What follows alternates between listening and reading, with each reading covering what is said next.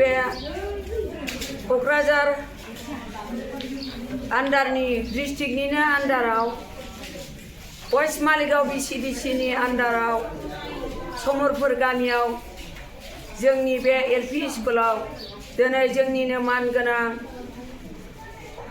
Chief हाग्रामा बिथां महिलारि बिथांनिनो अर्दांगिनि Mrs सेवलि महिलारि बिथाङा जोंनि बे समरपुर गामियाव दिनै नुजाफैनो हानायखौ जोंनि समरपुर गामिनि रायजो राजा आइजो गासिबो बिथांनो जोङो गोसो गोरबोयै जोंनि खुलुमनाय सिबिनायखौ जासिनाय जादों। जिहेतु जोङो जोंनि बे क'क्राझारनि डिस्ट्रिक्टनि आन्डारावनो ST खथा 3 नं कनस्टिटिउसननि दिनै MLA नांगौ जानायाव भट दारायनाय डिमान्डखौ लानानै जोङो आगोलनि जाखिनि फुराना MLA MP जालांनायखौ जोङो माखासे गोबां बोसोरनिफ्राय जों मोनबोनायाव जोङो दिनै जोंनि समरपुर गामियाव माखासे मोननांगौखौ मोनैयाव जोंनि बे गामिनि रायजो राजा बिथांमोनहा जोंनाव खुद्रिनाय थादों। बिनि थाखायनो दिनै जोंनो आइजो बिथाङा जे जोंनि बे 3 नं ST खथायाव दिनै बिथाङा जे MLA दारायनो होननानै बिथाङा जे गोबां रोंगौथि गोरों आखा फाखा जानानै जोंनि दुखुथिया सुबुं माहारिनि थाखाय सहाय होगोन होननानै बिथांखौ जोङो गोदानै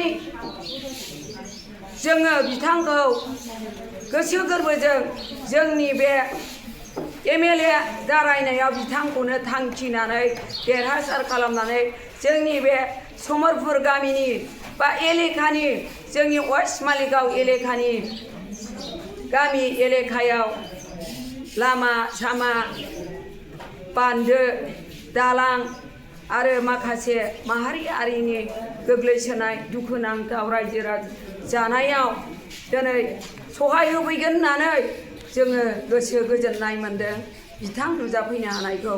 बिनि थाखायनो जोंनि बे समरपुर गामिनि आइजो बिथांमोना बिथांखौनो दिनै जै होनानै बिथांखौनो टिकेट मोनथों होननानै दिनै रंजाखांनायजों लोगोसे गोदान गोहो बोलो मोननानै बिथांनो जोङो भटखौ होनानै देरहासार खालामनो होननानै थिरांथा लानाय जादों। जोङो बिथां सेवलि महिलारि बिथाङा जे गोदानै गोहो बोलो रोंगौथि गोनां लानानै बिथाङा जे दिनै भटनि टिकेट मोननानै बिथाङा गसंथानो होननानै बिथांनोनो जोङो जोंनि बे जोंनि बे क'क्राझार डिस्ट्रिक्ट क'क्राझार दिनै ST 3 नं ST कनस्टिटिउसननि दिनै MLA हिसाबै टिकेट मोननो थांनायाव टिकेट डिमान्ड खालामनायाव बिथां सेवलि महिलारिखौनो मोनथारनांगौ होननानै जोंनि गामि समरपुर गामिनिफ्राय जोङो गंग्लायै बोर बिथांनोनो होथारगोन होननानै जोङो गाबख'नाय जाबाय आरो होनाय जाबाय। फैबाय थानाय इलेक्सनाव जोंनो सेवलि मेदामखौनो नांगौ आरो जोंनो बे गोजामखौ नांला, जोंनो राफोद केन्डिडेट नांगौ।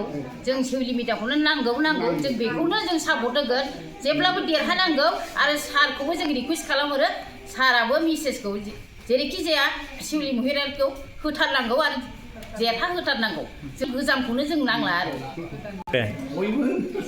जोंनो सेवलि महिलारि बिथांखौनो नांथारगौ आरो देरहासार जानांगौ। जोङो बेखौ नांथारगौ।